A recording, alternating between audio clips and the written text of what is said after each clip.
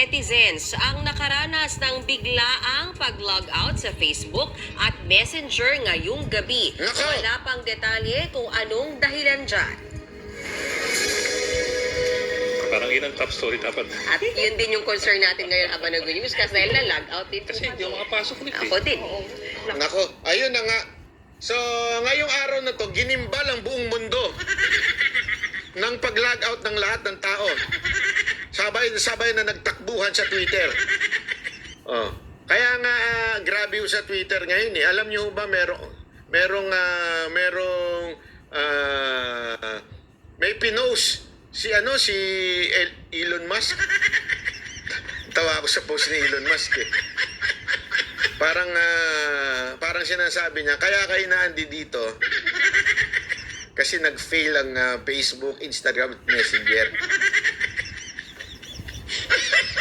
No, hindi, pero alam nyo, ito mga kababayan. Kaya sabi ko sa inyo, dapat, may problema dito sa Facebook. Matagal na ho ito. Dapat talaga, gumawa na kayo ng account sa YouTube. Kasi better talaga ang YouTube. Wala akong biro. Instability, stability, support, ang Google talaga maaasahan mo. Ang Facebook, grabe ho. Magtataka ka talaga, bigla na lang mahahack kahit yung email mo hindi naman nahack, yung number mo hindi naman nahack, biglang napapalitan. Bayaran Napapalitan kasi. yun? May two-way authentication pa sila, pero napapalitan naman. Pwede kasi Diba? Kasi kaya mabayaran. nga may two-way authentication eh.